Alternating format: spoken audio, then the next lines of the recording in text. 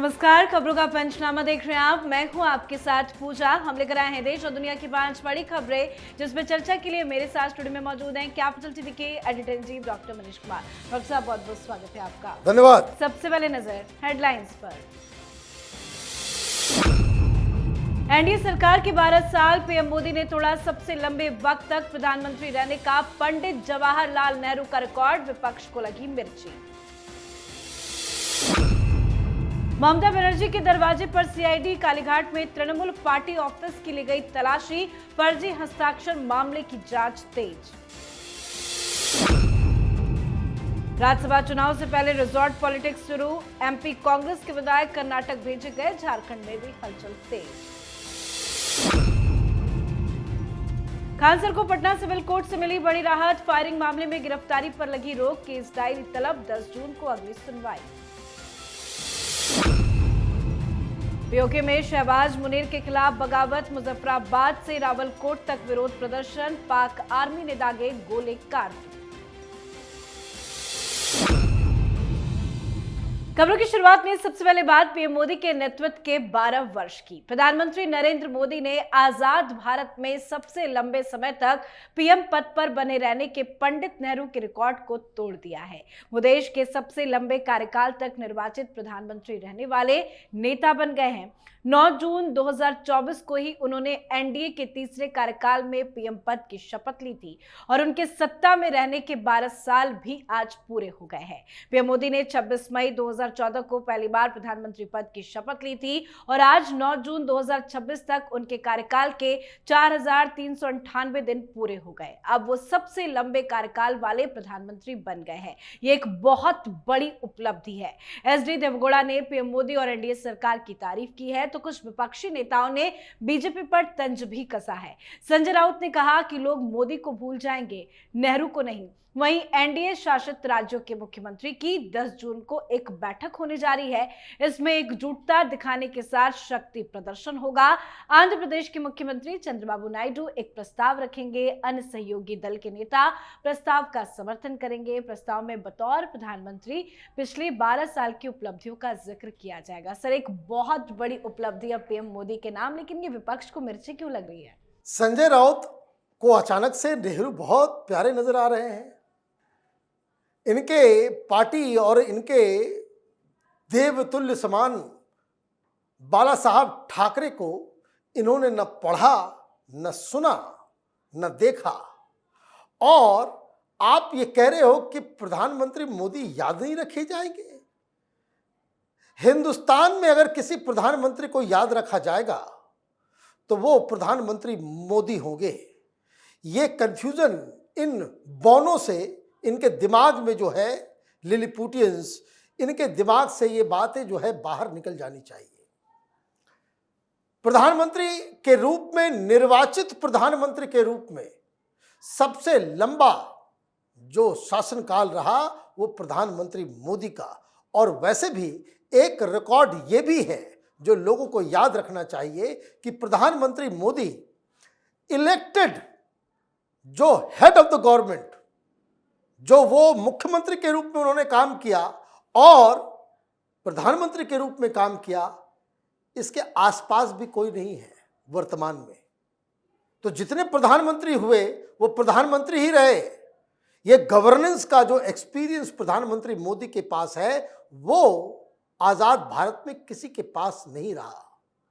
अब रही बात उपलब्धियों की, तो उपलब्धियों की तो लंबी लाइन लग जाएगी।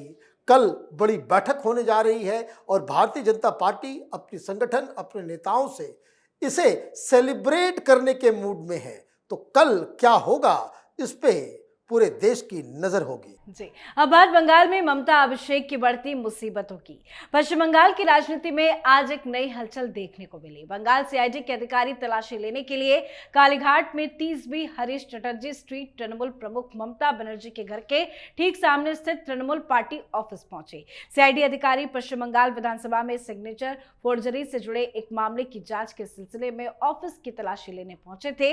हालांकि आरोप है कि वहां मौजूद एक तृणमूल कार्यकर्ता ने अधिकारियों को अंदर जाने से रोका और उनसे तीखी बहस भी की। दरअसल तृणमूल प्रमुख ममता बनर्जी और अभिषेक बनर्जी अभी दिल्ली में है। वैसे बहस के बाद सीआईडी की टीम अंदर पहुंची और तलाशी भी ली। हालांकि इसी मामले में सीआईडी की टीम ने अभिषेक बनर्जी को 3 बार नोटिस जारी किया है, पर अभिषेक बनर्जी पूछताछ में शामिल अब तक नहीं हुए हैं। लेकिन अब सीआईडी शांत रहने के मूड में नहीं नजर आ रही है। सर, अचानक से सीआईडी की टीम आखिर क्यों पहुंच गई? क्या कुछ एक्शन लिया गया? देखिए, जो फर्जीवाड़ा किया गया, जो इन्होंने चिट्ठी लिखी, फर्जी चिट्ठी जिसमें विधायकों के फर्जी हस्ताक्षर है, यही केस चल रहा है। द लोकेशन वो ममता बनर्जी का घर है जहां ये चिट्ठी लिखी गई। तो इस जगह को तो सीआईडी जांच करेगी, मसला वो नहीं है।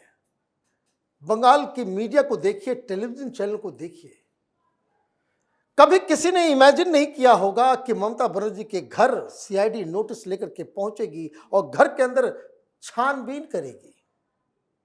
चूंकि 19 तारीख को जो बैठक हुई वो ममता बनर्जी के घर पे हुई, जहां 35 सांसद थे, बाकी लोग नहीं थे, और सबसे बड़ी चीज 70 विधायकों का हस्ताक्षर वहां पे अपने मन से कर दिया गया। लोकेशन वहां का है तो वहां तो जांच होगी ही, सारा सीसीटीवी फुटेज हो, कंप्यूटर हो, ये सब लेकर के जाएगी। ये मैसेज जो बंगाल की जनता को गया, सेलिब्रेट कर रहे हैं लोग। अब लोगों को ये यकीन हो रहा है, सरकार बनने के बाद जब हम लोग कहा करते थे अपने पत्रकार दोस्तों को कलकत्ता में बैठे हुए कि भाई बुलडोजर चलेगा, छापेमारी होगी, वो लोग कहते थे कि नहीं, ये पॉसिबल ही नहीं है, आपको बंगाल का कोई इल्म नहीं है। अभिषेक बनर्जी, ममता बनर्जी के घर तो पुलिस और सीआईडी कोई कुछ नहीं घुस सकता, बवाल मच जाएगा। और त्रासदी देखिए, सीआईडी अभिषेक बनर्जी के घर भी घुसी, लोग तालियां बजा रहे थे। आज ममता बनर्जी के घर घुसी, विरोध करने के लिए 5 लोग भी नहीं आए कि क्यों वहां पे रोका जा रहा, क्यों आप ममता बनर्जी, मतलब जनता खुश है कि ममता बनर्जी के खिलाफ एक्शन हो रहा है। जी, अब बात राज्यसभा चुनाव को लेकर कांग्रेस में मची हलचल की। राज्यसभा चुनाव नजदीक आते ही फिर से रिजॉर्ट पॉलिटिक्स शुरू हो चुका है। कांग्रेस ने मध्य प्रदेश के अपने विधायकों को कर्नाटक शिफ्ट कर दिया है। झारखंड के विधायकों को भी सुरक्षित जगह पर शिफ्ट करने की तैयारी की जा रही है। इसका मकसद है कि वोटिंग से पहले कोई क्रॉस वोटिंग ना हो और पार्टी के विधायक एकजुट रहे। ऐसा इसलिए क्योंकि मध्य प्रदेश में कांग्रेस के पास एक राज्यसभा सीट जीतने के लिए पर्याप्त विधायक है, लेकिन बीजेपी ने सीट जीतने की अपनी क्षमता से एक अधिक उम्मीदवार को उतार दिया है। जाहिर है कि कांग्रेस को हॉर्स ट्रेडिंग का डर सता रहा है। झारखंड में भी कांग्रेस के सामने कुछ इसी तरह के हालात बने हुए हैं। सर, राज्यसभा चुनाव को लेकर कांग्रेस पार्टी के अंदर क्या चल रहा है? कांग्रेस पार्टी के अंदर तो एक ऐसा तूफान आने वाला है, जो हर बार राज्यसभा के चुनाव में कांग्रेस पार्टी के उम्मीदवार हार जाते हैं, लेकिन उन चुनावों में, और ये जो 18 तारीख को चुनाव हो रहा है, और खास करके मध्य प्रदेश और झारखंड में, इसकी कहानी बिल्कुल अलग है। क्योंकि यहां जान अटकी हुई है 2 लोगों की, मीनाक्षी नटराजन और प्रणव झा। ये दोनों ही राहुल गांधी के सबसे करीबी माने जाते हैं। ये राहुल गांधी के उम्मीदवार हैं, और अगर खुदा न खास्ते वहां क्रॉस वोटिंग हो गई, जो बड़ा मुश्किल नजर नहीं आ रहा, तो ये कांग्रेस के लोग राहुल गांधी के खिलाफ वोट करेंगे। ये राहुल गांधी की इज्जत, उसकी साख दांव पे लगी हुई है, और टेक्निकली ये सीटें तो निकल जानी चाहिए अगर कांग्रेसी गच्चा ना दे। लेकिन अगर कांग्रेस के लोग अपने ही उम्मीदवार के खिलाफ जाकर के बीजेपी या झारखंड में निर्दलीय उम्मीदवार के समर्थन में वोट कर देते हैं, तो ये कांग्रेस की हार नहीं, ये सीधे सीधे राहुल गांधी की हार मानी जाएगी। जी, चलिए बढ़ते हैं आगे। बिहार के चर्चित कोचिंग सेंटर फैजल खान को पटना सिविल कोर्ट से बड़ी राहत मिल गई है। पटना सिविल कोर्ट ने खान सर की अग्रिम जमानत याचिका पर आज सुनवाई करते हुए गिरफ्तारी पर रोक लगा दी है। खान सर के खिलाफ पटना पुलिस ने आर्म्स एक्ट और जानलेवा हमले को लेकर मामला दर्ज किया था। मामला दर्ज होने के बाद खान सर गायब हो गए थे। उनकी गिरफ्तारी के लिए पटना पुलिस लगातार रेड कर रही थी। इस बीच खान सर के वकील ने ऑनलाइन अग्रिम जमानत याचिका दाखिल की थी, जिस पर आज सुनवाई हुई और राहत खान सर को मिल गई है। कोर्ट ने पुलिस से खान सर की केस डायरी भी मांगी है। मामले में 10 जून को अगली सुनवाई भी होगी। सर, बड़ी राहत मानी जाए खान सर के लिए? देखिए, मैं तो जब ये खबर मैंने सुना तो मुझे वो अंधा कानून फिल्म का गाना याद आ गया, है ना। ये अंधा कानून है। कभी कभी अदालत में कुछ चीजें ऐसी हो जाती है कि मन खट्टा हो जाता है, विश्वास सिस्टम से उठने लगता है। एक घटना घटी, 2 कोचिंग सेंटर के बीच झगड़ा होता है किसी भी कारण से। आपने एक को पकड़ के बंद कर दिया, उसको बेल आपने नहीं दिया। आज वो भी आया, रोशन आनंद को का बेल रिजेक्ट कर दिया गया, और जिसने गोली चलाई, इतना तमाशा किया, फरार रहा, झूठ बोला, अफवाह फैलाने का काम किया, उसको आपने गिरफ्तारी से राहत दे दी। एक ही घटना में ये दो तरीका, ये कैसे हो रहा है, ये देश की जनता को बताना चाहिए, सरकार को भी, पुलिस को भी। या पुलिस वाले ही खान साहब को बचाने में लगे हुए हैं, सरकार बचाने में लगी हुई, क्या हुआ है? क्योंकि ये तो न्याय का तकाजा नहीं है कि अगर एक ही चीज हुई है, एक ही घटना है, कोई मरा नहीं है, जिस वजह से ये जो रोशन साहब जेल के अंदर है, खान को भी जेल के अंदर होना चाहिए, तब न्याय माना जाता। जी, अब बात आज की आखिरी खबर की। पीओके लगातार हिंसा की आग में जल रहा है। पाकिस्तानी आर्मी के खिलाफ लोग सड़कों पर हैं। हिंसा की इस ताजा घटना के पीछे कई वजह भी है। एक वजह यह है कि पीओके की सरकार ने हाल ही में संयुक्त अवामी एक्शन कमेटी पर प्रतिबंध लगा दिया। जेएसी का गठन 2023 में हुआ था और ये कश्मीर के लोगों के लिए ज्यादा राजनीतिक अधिकार दिए जाने और शरणार्थियों के लिए आरक्षित सीटों को समाप्त करने की मांग करता है। इसके अलावा भी कई मुद्दों पर पीओके की सरकार से टकरा चुके हैं। जेएसी कमेटी का कहना है कि हिंसा में मरने वालों की संख्या 35 तक पहुंच गई है। अभी फिलहाल हालात काफी तनावपूर्ण बने हुए हैं। सभी अभी ताजा स्थिति क्या बताई जा रही है? देखिए, ताजा स्थिति यही है कि वहां मैसेकर हुआ है, नरसंहार हुआ है, निहत्थे लोगों के ऊपर वहां मुनीर की सेना ने गोली चलाई, दौड़ा दौड़ा करके जान ले ली।